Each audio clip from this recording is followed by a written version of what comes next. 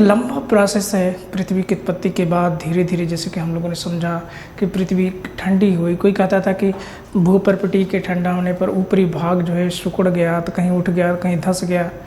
तो तरह तरह की अवधारणाएं हम लोगों ने देखी। फिर प्लेट टेक्टोनिक थ्योरी में जो प्लेट विवर्तनिकी का सिद्धांत है वो बताता है कि किस तरीके से पृथ्वी के आंतरिक भाग में बड़ी बड़ी प्लेटें मौजूद हैं और ये प्लेटें लगातार विस्थापित हो रही हैं। लेकिन इस संदर्भ में ये सोचिए कि जब पृथ्वी की उत्पत्ति होती है तो पृथ्वी की उत्पत्ति के बाद जो सर्वप्रथम पृथ्वी पर प्राकृतिक घटना मानी जाती है वह है ज्वालामुखी। ज्वालामुखी के इस घटना के परिणाम स्वरूप लगातार विखंडन, इस विस्फोट के परिणाम स्वरूप वायुमंडल में जल वाष्प की मात्रा में वृद्धि होती है और पृथ्वी पर धीरे धीरे वर्षा होना आरंभ होती है। यह वर्षा प्रारंभिक समय की एक एसिड रेन है, अम्लीय वर्षा है, क्योंकि उस समय हमारे वायुमंडल में ऑक्सीजन मौजूद नहीं था। तो ऑक्सीजन की अनुपस्थिति में अम्लीय वर्षा हुई।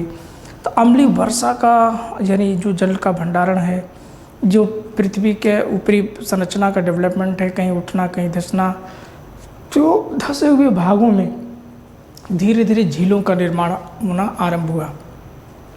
ये झीलें जैसे जैसे वर्षा के जल से भरती गई और एक सागरीय संरचना, फिर धीरे धीरे महासागरीय संरचना, और आज हमारे लोगों के सामने लगभग 71% विश्व के इस पृथ्वी के ऊपरी भाग पर लगभग 71% जल की मात्रा है और लगभग 29% स्थलीय भाग मौजूद है। इसका मतलब ये है कि जिस स्थल पे हम लोग निवास करते हैं, क्योंकि हम लोग एक स्थलीय प्राणी हैं, स्थलीय जीव हैं, और ऐसी स्थिति में आप ये सोचिए कि इस पृथ्वी का 1/3 हिस्सा पूरा क्या है, स्थलीय भाग, और 3/4 भाग समुद्री भाग।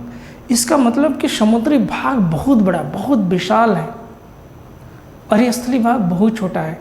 और इस छोटे से स्थलीय भाग पर दुनिया की लगभग 8.5 अरब, 8 अरब से ऊपर आबादी हम लोगों की हो गई है, निवास करती है।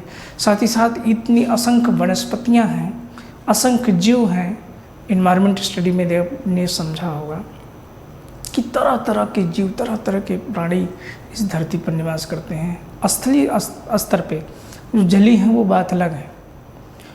तो इस 1/3 भूभाग पर हम लोग जब इतने दुनिया में इतना परिवर्तन कर सकते हैं कि हम लोग जलवायु परिवर्तन जैसी घटना को जो है के लिए जिम्मेदार बन सकते हैं, जलवायु परिवर्तन जैसी बड़ी घटना करा सकते हैं, वैश्विक तापन करा सकते हैं 1/3 भूभाग में अगर रहने पर, तो अगर शायद हम लोगों के पास 3/4 भूभाग होता तो हम लोग क्या करते हैं।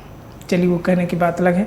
फिर आज हम लोग समझेंगे विश्व की जो महासागरीय संरचना है, इस महासागरीय संरचना में विश्व में कौन कौन से महासागर हैं, महासागरों का जलमग्न तटों का विकास कैसे होता है, कैसे जो है इनका इंटरनल स्ट्रक्चर डेवलप्ड होता है, ये सारी बातों को आज हम लोग समझेंगे। तो पहले आइए हम लोग समझें कि विश्व के जो महासागर हैं वो कौन कौन से किन किन क्षेत्रों में कहाँ कहाँ पर हैं, क्योंकि ये महासागर और महाद्वीप दोनों का जो है एक साथ कम्बिनेशन था। ये महासागर पहले देख लेते हैं। महासागरों को अगर देखा जाए तो विश्व में कुल 5 महासागर हैं। कितने महासागर हैं भाई? एक सामान्य सी बात है कि हम लोग सब जानते हैं कि 5 महासागर हैं। 5 महासागर में जो विश्व का सबसे बड़ा महासागर है वो कौन सा है? प्रशांत महासागर। कौन सा महासागर है भाई? प्रशांत महासागर, जो दुनिया का सबसे बड़ा महासागरीय भाग है। और यह महासागर में जली समुद्री भाग में यह अपने आप में पूरे विश्व का 1/3 जल समाहित करता है। कितना? पूरे विश्व का 1/3 जल इसमें समाहित है। इसका मतलब है कि बहुत बड़ा जली भाग इसमें मौजूद है। तो प्रशांत महासागर हालांकि जैसे कि एशिया के तटवर्ती क्षेत्र में भी है, और प्रशांत महासागर उत्तरी अमेरिका और दक्षिणी अमेरिका के तटवर्ती क्षेत्र में भी है। जैसे कि आप एटलस में आप देख रहे हैं, अपने सामने एक एटलस रखिएगा, क्योंकि ये स्टडी एटलस बेस्ड स्टडी है। बिना एटलस के, बिना मैपिंग के हम लोग क्या करेंगे? दुनिया को समझना है, और दुनिया समझने के जो संसाधन है वो तो हमारे पास होना चाहिए। या तो भाई हम लोग हर जगह एरोप्लेन से चलें और देखो कहें कि ये देखो प्रशांत महासागर इतना बड़ा दिख रहा है, ये तो संभव है नहीं। तो घर पे बैठे क्या करेंगे? हम लोग एटलस के माध्यम से ही अपना स्टडी जारी रखेंगे। दूसरा जो बड़ा महासागर है जिसे हम लोग अटलांटिक महासागर के नाम से जानते हैं, किस महासागर के? अटलांटिक महासागर के नाम से जानते हैं। तीसरा जो बड़ा महासागर है जिसे हम लोग हिंद महासागर के नाम से जानते हैं, किस महासागर के नाम से जानते हैं? हिंद महासागर के नाम से जानते हैं। और चौथा जो महासागर है जो दक्षिणी ध्रुवीय क्षेत्र में है जिसे हम लोग बोलते हैं दक्षिणी महासागर, क्या बोलते हैं? दक्षिणी महासागर। और जो उत्तरी ध्रुवीय क्षेत्र में है जिसे हम लोग बोलते हैं आर्कटिक महासागर, क्या बोलते हैं? आर्कटिक महासागर, ये उत्तरी ध्रुवीय क्षेत्र में है। तो ये 5 महासागर दुनिया में हम लोग के दृष्टिकोण में मौजूद है। इसके जो देखिए स्थलीय तटवर्ती जो सागरीय संरचनाएं हैं वो आप महाद्वीप में पढ़ेंगे और महासागर में भी पढ़ेंगे।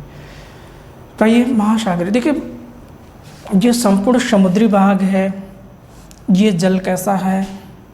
ये जल लवड़ी है या कहें हम लोग खारा है, नमकीन है। तो जल तो है लेकिन जल के बिन जीवन नहीं, लेकिन इस जल के रहने पर या इस जल से हमारा जीवन नहीं चलने वाला है। क्यों? क्योंकि ये जल इतना नमकीन है, इतना खारा है कि हम और आप इस जल से जीवन को सर्वाइव नहीं कर पाएंगे। ये लवणता कितनी है? समुद्र की औसत लवणता है 35%। तो ये प्रतिशत कैसे निकालते हैं?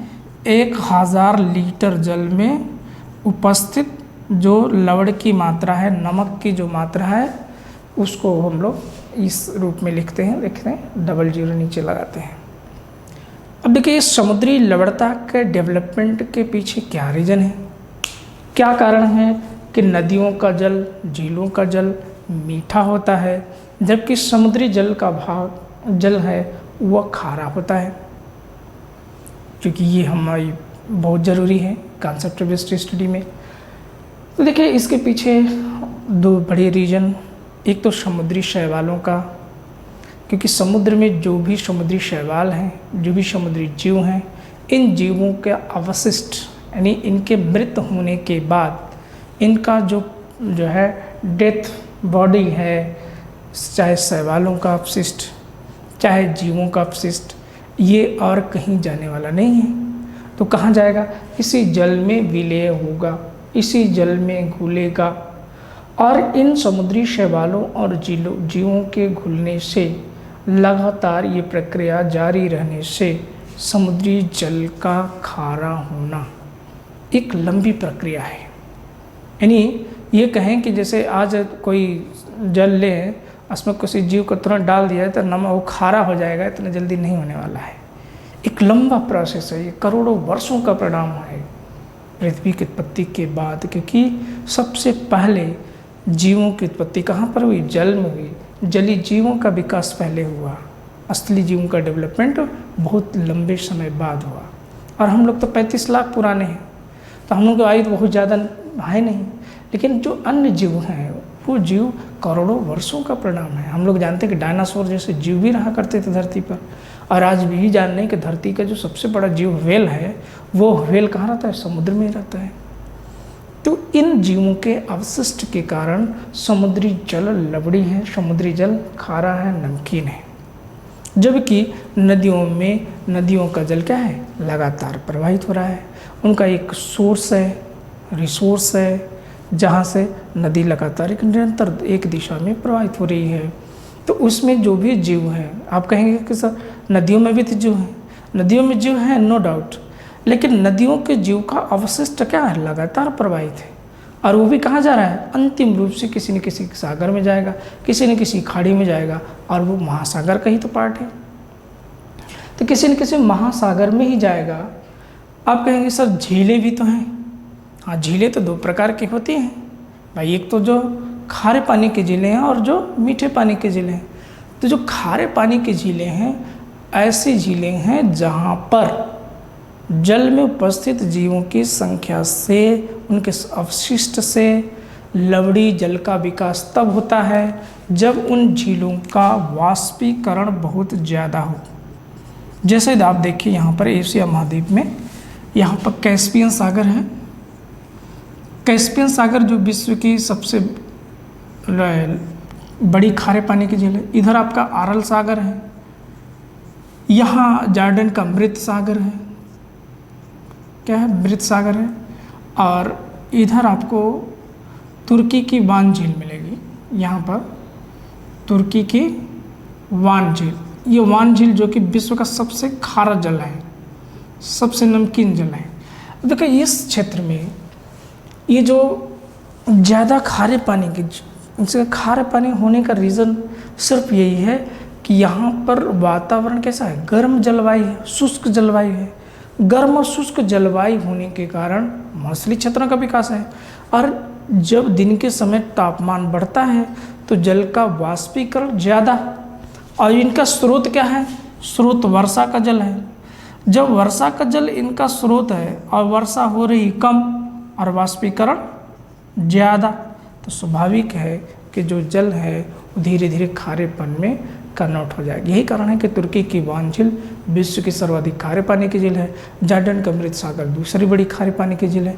अरल सागर भी खारे पानी की, सर्वाधिक खारे पानी की झील है। कैस्पियन जो है बड़ी खारे पानी की झील है।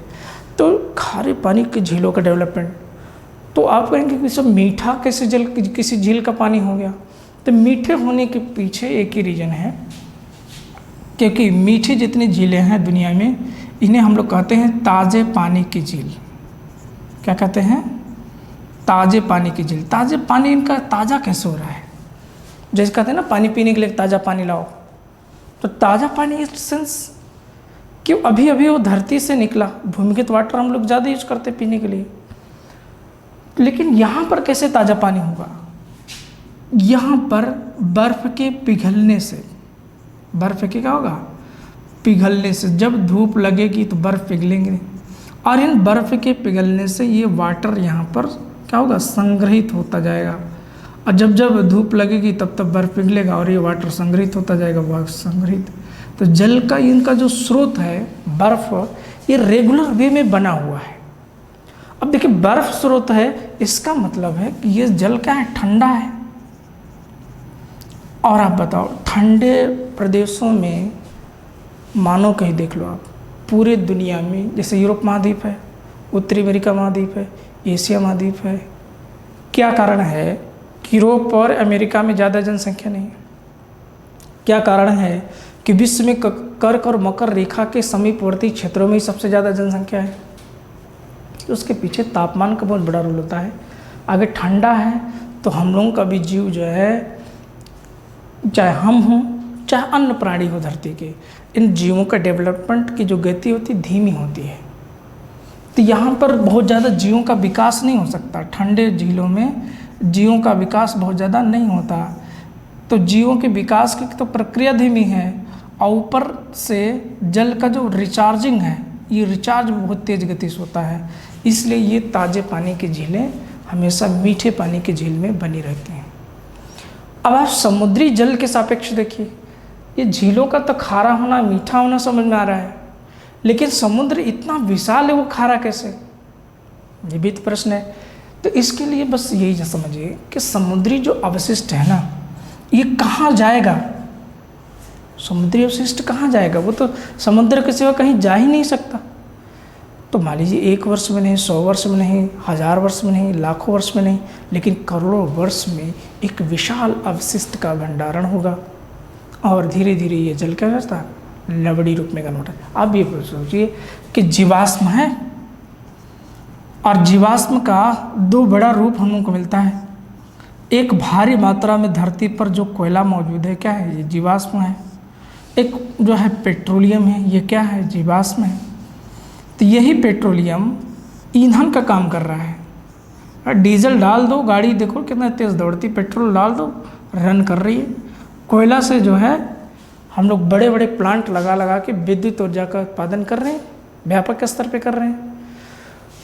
तो जब इतनी एनर्जी है इस वाष्प में, जीवाश्म में, तो यही जीवाश्म अगर जल में घुल जाएगा तो वो उसका प्रभाव पड़ेगा क्या, यही लवड़ी रूप में कन्वर्ट हो जाता है। किस में कन्वर्ट हो जाता है, नमक में कन्वर्ट हो जाता है। और इसमें भी, इस जल में सर्वाधिक सोडियम क्लोराइड की मात्रा पाई जाती है। क्या होता है, sodium chloride, magnesium chloride, phosphorus, अन्य पदार्थ भी मौजूद हैं। लेकिन जब भी आपसे ये पूछे, स्टेटमेंट दे कि समुद्री जल में सर्वाधिक किस लवण की मात्रा पाई जाती है, तो वह सोडियम क्लोराइड की सर्वाधिक लवड़ी मात्रा पाई जाती है। तो ये एक बेसिक चीज़ हमने समझा कि समुद्री जल कैसा है और वह किस प्रकार का है। अब आइए हम लोग जो विश्व के महासागरों का जो विभाजन है, इस विभाजन को थोड़ा सा परिचित कर लें, थोड़ा सा समझ लें कि दुनिया में इनकी स्थिति क्या है और क्या इनकी संरचना है ना, ये सबको थोड़ा सा जान लिया जाए। बाकी तो महाद्वीपों में पढ़ेंगे ही, महाद्वीपों के साथ इनका संरचनात्मक विकास हम लोग देखेंगे ही, क्योंकि महाद्वीपों के तटवर्ती क्षेत्र में सागरों का ही तटवर्ती भाग है।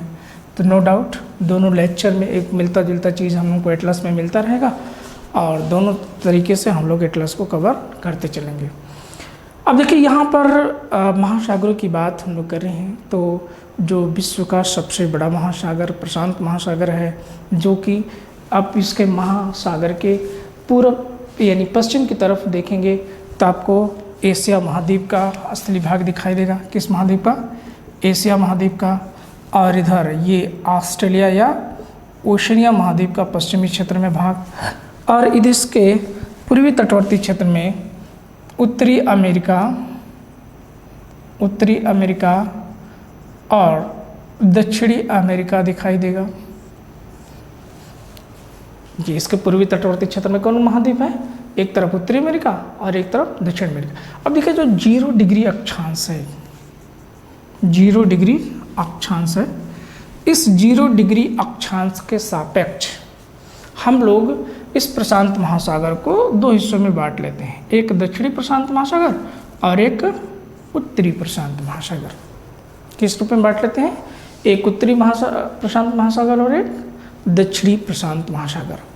अब देखिए प्रशांत महासागर का जो तटवर्ती क्षेत्र है, अब जैसे हम लोग इकोनॉमी के संदर्भ में अगर देखें इस महासागरों का, तो महासागरों का जो रोल है, आज विश्व का जो व्यापार है, उस विश्व व्यापार का जो परिवहन का सबसे बड़ा साधन है वो समुद्री जलयान है। समुद्री जलयानों के माध्यम से, शिप के ही माध्यम से दुनिया में एक स्थान से एक्सपोर्ट इंपोर्ट दोनों हो रहा है। आज हम विश्व में जितने भी प्रोडक्ट ग्लोबल स्तर पर चल रहे हैं, भारत का कोई प्रोडक्ट विश्व में जा रहा है, दुनिया में जा रहा है, विश्व का किसी भी देश से जो है कोई प्रोडक्ट भारत में आ रहा है, तो हम लोग सड़क मार्ग से नहीं लाते, क्योंकि सड़क मार्ग से बहुत लागत आती है, उस लागत बहुत ज़्यादा होती है। तो जल मार्गों से ही व्यापार, क्योंकि सस्ता पड़ता है, सुलभ है, परिवहन सबसे सस्ता होता है। तो आज ये जल मार्ग हम लोगों के बहुत बड़े परिवहन का संसाधन है, जिनके माध्यम से, तो अब उसमें अगर प्रशांत महासागर इतना विशाल जलीय भाग है, तो उस परिप्रेक्ष्य में प्रशांत महासागर उत्तरी अमेरिका, दक्षिणी अमेरिका से एशिया और ऑस्ट्रेलिया को जोड़ रहा है। तो इनके निकट जो व्यापारिक संबंध होंगे प्रशांत महासागर से डेवलप होंगे, इस संदर्भ में भी देख सकते हैं। अब प्रशांत महासागर के निकटवर्ती कुछ चीज़ों को देख लिया जाए। जैसे प्रशांत महासागर के उत्तर में अगर हम लोग चलेंगे तो यहाँ पर हम लोगों को नज़र आएगा बेरिंग सागर। बेरिंग सागर जब हम लोग एशिया पढ़ेंगे तब भी इसका जिक्र होगा। इसके उत्तर में यहाँ साइबेरिया का जो तटवर्ती क्षेत्र है, यहाँ पर एक सागर है जिसका नाम है ओखोट्स सागर। क्या नाम है इसका, ओखोट्स सागर। इधर चीन और जापान के मध्य में यहाँ पर मौजूद है जापान सागर, और इधर है पूर्वी चीन सागर। कौन सा सागर है ये, पूर्वी चीन सागर का भाग है। और यहाँ पर एक सागर है जिसका नाम है फिलीपींस सागर। कौन सा सागर है ये, फिलीपींस सागर। और इधर है दक्षिणी चीन सागर। और ऑस्ट्रेलिया के तटवर्ती क्षेत्र में हम लोगों को मिलेगा कौन सा सागर, कोरल सागर। और इधर ऑस्ट्रेलिया और न्यूजीलैंड के मध्य में जो सागरी भाग हम लोगों को मिलता है वह है तस्मान सागर। कौन सा सागर मिलता है, तस्मान सागर। अब देखिए प्रशांत महासागर में जो बहुत से द्वीप हैं, जैसे कि न्यूगिनी है, यह है न्यूगिनी। न्यूगिनी प्रशांत महासागर में स्थित बड़ा द्वीप है। यानी सबसे बड़ा आइलैंड्स है। और यह जो ग्रीनलैंड द्वीप है अटलांटिक या आर्कटिक महासागर का ग्रीनलैंड द्वीप उत्तरी अमेरिका महाद्वीप में स्थित, वो विश्व का सबसे बड़ा, जबकि न्यूगिनी विश्व का दूसरा बड़ा है और प्रशांत महासागर की सबसे बड़ा है। फिर इसमें फिलीपींस द्वीप समूह, इसी में इंडोनेशियाई द्वीप समूह भी है। इंडोनेशियाई द्वीप समूह का अधिकांश भाग प्रशांत महासागर में है। इधर जापान द्वीप समूह है, ये भी प्रशांत महासागर का है। न्यूजीलैंड द्वीप समूह, ये भी प्रशांत महासागर का भाग है। और प्रशांत महासागर के मध्यवर्ती क्षेत्र में ज्वालामुखियों से निर्मित एक द्वीप है जिसे हम लोग बोलते हैं हवाई द्वीप। क्या बोलते हैं इसे? हवाई द्वीप, जहाँ पर माउना लोवा, माउना किया, किलायू जैसे सक्रिय ज्वालामुखियाँ, और इन ज्वालामुखियों से विशाल ज्वालामुखी पर्वतों का निर्माण हुआ। और ये ज्वालामुखी पर्वत जो है क्या हुए, समुद्री भाग से ऊपर आ गए हैं। तो प्रशांत जी इतना बड़ा महासागर है, जब हम लोग यात्रा करते हैं, ट्रैवल करते हैं, तो कहीं न कहीं ठहराव का एक स्थान मिल जाए तो कितना अच्छा है। तो हवाई द्वीप को इस रूप में हम लोग इस्तेमाल कर लेते हैं। अब देखिए जो जापानी द्वीप समूह हैं, जिसमें होक्काइडो, होन्शू, क्यूशू,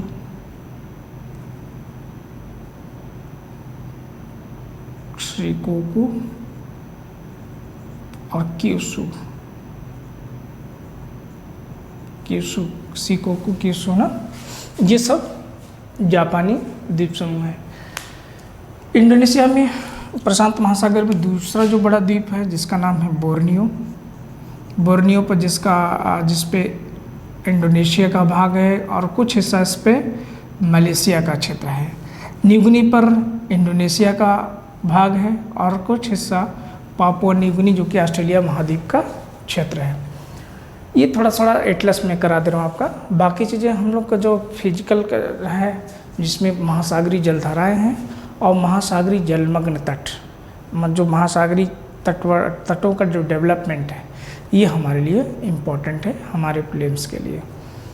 अब देखिए इधर अगर हम लोग देखें तो यहाँ पर बेरिंग सागर का ही भाग है, और जो अलास्का की खाड़ी है, अलास्का की खाड़ी के तटवर्ती क्षेत्र में हम लोग को जो सागर मिलता है, इस सागर का नाम, वो खाड़ी का नाम है अलास्का की खाड़ी।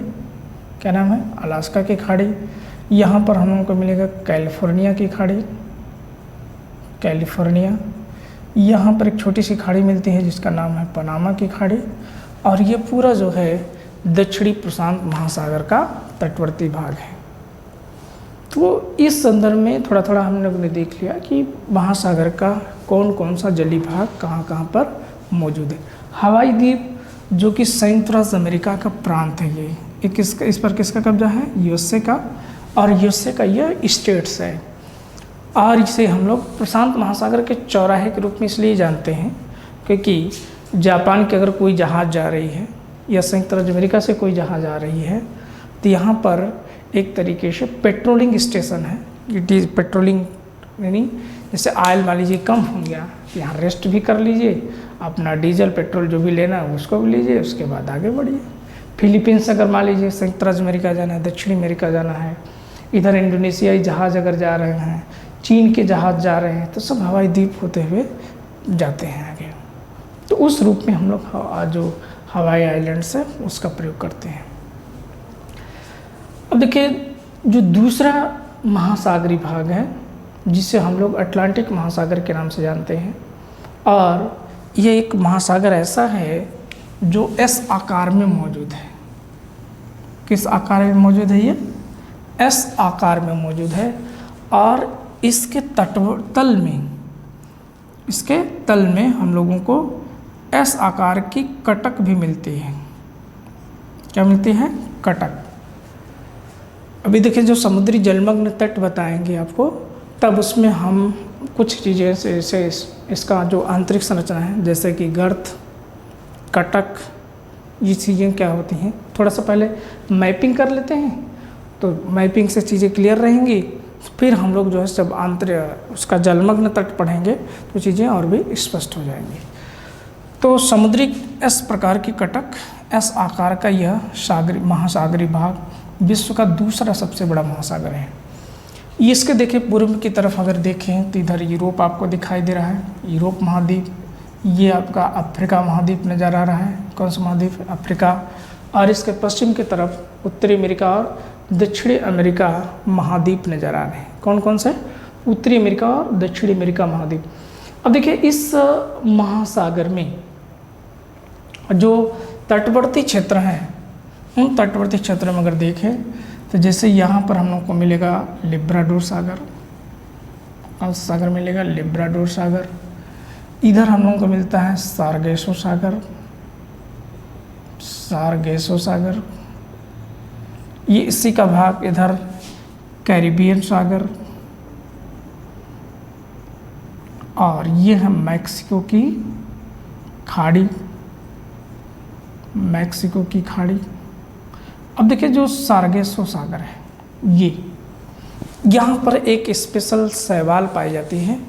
उस शैवाल को हम लोग सारगेसो शैवाल के नाम से जानते हैं। किस शैवाल के नाम से जानते हैं, सारगेसो शैवाल के नाम से जानते हैं। और ये सारगेसो शैवाल पूरी दुनिया में एक अलग प्रकार की शैवाल है, जो पोषणी है और साथ ही साथ यह लवड़ी भी है। तो इस एरिया को ये लवड़ी जल के रूप में ज़्यादा कन्वर्ट करती है। फिर उसके बाद यहाँ पर रियो डी प्लाटा की एस्चुरी मिलती है हम लोगों को, रियो डी प्लाटा ये एस्चुरी, ये काफ़ी फेमस है। फिर इसके जो पूर्वी तटवर्ती क्षेत्र हैं, जैसे ये ग्रेट ब्रिटेन आइलैंड से, कौन सा द्वीप है, ग्रेट ब्रिटेन द्वीप है। और इस द्वीप और फ्रांस के मध्य में एक सागरी भाग है जिसका नाम है इंग्लिश चैनल। क्या नाम है इसका, इंग्लिश चैनल। इधर ये हम लोगों को मिलता है उत्तरी सागर, उत्तरी सागर। और यहाँ पर मध्य में बाल्टिक सागर, बाल्टिक सागर यूरोप के मध्य में। इधर ये हम लोगों को दिखाई देता है भूमध्य सागर, भूमध्य सागर। और इधर ये है काला सागर, जो इसी का पार्ट है। अब देखिए यहाँ पर भूमध्य सागर जो अटलांटिक महासागर से जोड़ता है, एक बहुत ही फेमस जलसंधि है, और ये जलसंधि है जिब्राल्टर जलसंधि। कौन सी जलसंधि है, जिब्राल्टर जलसंधि। तो जब दो बड़ी जलराशियाँ एक दूसरे से मिलती हैं तो उसको स्ट्रेट के नाम से जानते हैं, जलसंधि के नाम से जानते हैं। तो ये जलसंधि क्या करती है, अटलांटिक महासागर को, या फिर कहें भूमध्य महासागर को अटलांटिक महासागर से जोड़ती है और यूरोप को अफ्रीका से अलग करती है। इसी कारण से इसे हम लोग, क्योंकि इसका जब यहाँ पे सुएज नहर नहीं बना था, तो सुएज नहर न बनने से पहले ये जो है भूमध्य सागर सिर्फ अटलांटिक महासागर की ओर खुलता था, इसलिए इसे हम लोग भूमध्य सागर की कुंजी के नाम से भी जानते थे। फिर यहाँ पर हम लोग आए तो एक जली भाग मिलता है जिसका नाम है गिनी की खाड़ी। क्या नाम है इसका, गिनी की खाड़ी। एक सामान्य परिचय के तौर पे हम आपको पूरा रनवे करा रहे हैं चीज़ों को, आप एक तरफ से देख लीजिए। ये है आपका कैरिबियन आइलैंड्स, जो उत्तरी अमेरिका महाद्वीप का भाग है, जिसमें क्यूबा सबसे बड़ा द्वीप है, क्यूबा। इधर उत्तर में इसके ग्रीनलैंड है। क्या है ये, ग्रीनलैंड द्वीप, जो विश्व का सबसे बड़ा द्वीप है, विश्व का सबसे बड़ा द्वीप है। यहाँ पर ये अर्जेंटीना के तटवर्ती क्षेत्र में एक द्वीप है जिसका नाम है फाइटलैंड, और यह यूनाइटेड किंगडम का पार्ट है, यूनाइटेड किंगडम का इस पर कब्जा है। तो एक सामान्य परिचय के तौर पर जो है अटलांटिक महासागर को देखा। अब यहीं पर एक सारगेसो सागर में हम लोग को एक एरिया मिलता है जिसे हम लोग बोलते हैं, क्या बोलते हैं, बरमुडा ट्रायंगल, बरमुडा त्रिभुज, बरमुडा त्रिभुज, बरमुडा ट्रायंगल मिलता है। तो ये बरमुडा ट्रायंगल जो कि बहमास, बरमुडा और एक छोटा सा आइलैंड्स है, इन तीनों के मध्य क्षेत्र में स्थित है ये बरमुडा ट्रायंगल। बरमुडा ट्रायंगल जिसे कहा जाता है कि पृथ्वी का एक ब्लैक होल पार्ट है, यानी पृथ्वी का ऐसा भाग जो अत्यधिक गुरुत्वाकर्षण बल के कारण किसी भी वस्तु को, पिंड को अपनी ओर आकर्षित कर लेता है और अपने आप में समाहित कर लेता है। ये पार्ट हम लोग को यहाँ देखने को मिलता है। तीसरा जो बड़ा महासागर है, जिसे हम लोग हिंद महासागर के नाम से जानते हैं, और यह हिंद महासागर जिसके उत्तर में एशिया, पूर्व में ऑस्ट्रेलिया और पश्चिम में अफ्रीका महाद्वीप स्थित है, और दक्षिण में इसके दक्षिणी महासागर भाग है। इस हिंद महासागर के उत्तर की ओर चलें तो यहाँ पर हम लोग को मिलता है अरब सागर। कौन सा भाग मिलता है? अरब सागर। और इधर चलें तो यहाँ पर मिलेगा हमको अदन की खाड़ी। ये कौन सा जलीय भाग मिलता है? अदन की खाड़ी। फिर और उत्तर चले तो यहाँ पर हम लोग को मिलता है लाल सागर। लाल सागर, यहाँ पर देखिए एक जलसंधि बनती है, और इस जलसंधि को हम लोग बोलते हैं बाब एल मानदेव जलसंधि। क्या बोलते हैं? बाब एल मानदेव जलसंधि। यहाँ पर एक छोटी सी खाड़ी मिलती है हम लोगों को, और इस खाड़ी का नाम है ओमान की खाड़ी। ओमान की खाड़ी। और इधर एक खाड़ी मिलती है जिसे हम लोग बोलते हैं फारस की खाड़ी। फारस की खाड़ी। देखिए फारस की खाड़ी जो है यह ईरान, इधर ईरान है, फिर इराक है, सऊदी अरब है और कुवैत है, संयुक्त अरब अमीरात है, इनसे घिरी हुई है फारस की खाड़ी। ओमान की खाड़ी ओमान के तटवर्ती क्षेत्र में है, और ये अरब सागर इधर अफ्रीका से, इधर भारत से, और इधर जो पश्चिमी एशियाई देश है इससे घिरा हुआ है। यहाँ पर हम लोगों को ये श्रीलंका और ग्रेट निकोबार, अंडमान निकोबार द्वीप समूह मिलता है, और ये क्षेत्र है पूरा बंगाल की खाड़ी का, जो कि भारत के भूगोल में इसको हम लोग डिटेल में देखेंगे ही। फिर यहाँ पर हम लोग को मिलता है जावा सागर, एक सागरी भाग जावा सागर, और यहाँ पर एक सागर मिलता है जिसका नाम है अंडमान सागर, और यहाँ पर ऑस्ट्रेलिया के तटवर्ती क्षेत्र में है तिमोर सागर। तिमोर सागर, और ये है इस हिंद महासागर का सबसे बड़ा द्वीप जिसका नाम है मेडागास्कर।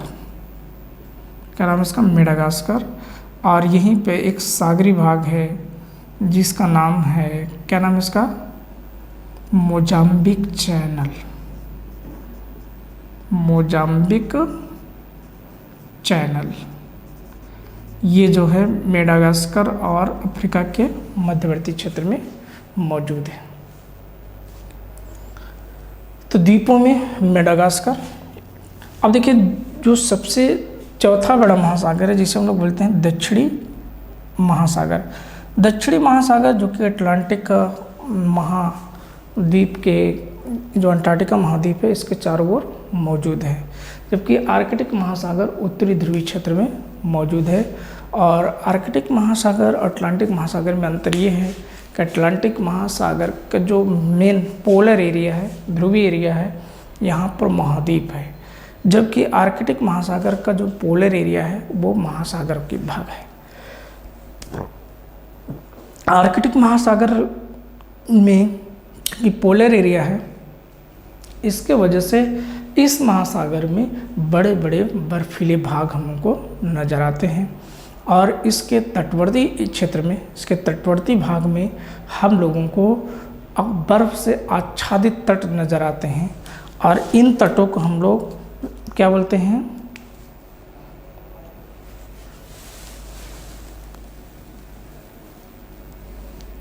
ये पूरा बर्फ आच्छादित क्षेत्र है। साइबेरिया के इधर तटवर्ती क्षेत्र, ये ग्रीनलैंड का तटवर्ती क्षेत्र, और इधर ये जो है कनाडा का तटवर्ती क्षेत्र। तो इसके यानी एशिया से, यूरोप से और उत्तरी अमेरिका से घिरा हुआ है आपका आर्कटिक महासागर का तटवर्ती क्षेत्र। तो ये सामान्य थोड़ा सा मैपिंग किया महासागर का। और अब देखिए जो इसका बेसिक कॉन्सेप्ट ये था, लवणता इसके समझ लिए। अब महासागरों को जो जलधाराएं हैं ये हमारे लिए सबसे इम्पोर्टेंट है। तो जलधाराओं का विकास कैसे हुआ, उसका जो है डेवलपमेंट का क्या रीज़न है, कैसे इसकी उत्पत्ति होती है, कैसे ये गर्म होती हैं, ठंडी होती हैं, इनका डायरेक्शन कैसे निर्धारित होता है, ये कॉन्सेप्ट समझेंगे। और विश्व में कौन कौन से महत्वपूर्ण स्थानीय जलधाराएं हैं उसके बारे में जानेंगे। फिर उसके बाद हम लोग देखते हैं जो समुद्री जलमग्न तट है, यानी जो समुद्रों का तटवर्ती एरिया है या समुद्री जो संरचना है आंतरिक संरचना वो किस प्रकार की होती है, इसको भी समझने का कार्य करेंगे। तो आइए हम लोग समझते हैं जो समुद्री जल है या समुद्री जो महासागरीय जलधाराएं हैं, इन महासागरीय जलधाराओं का डेवलपमेंट होता कैसे है, इनका विकास कैसे होता है। तो आइए अगले स्टेप में समझते हैं, इसके जस्ट अगले लेक्चर में उसका डेवलपमेंट कैसा था और कौन कौन सी महासागरीय जलधाराएं हैं। ओके।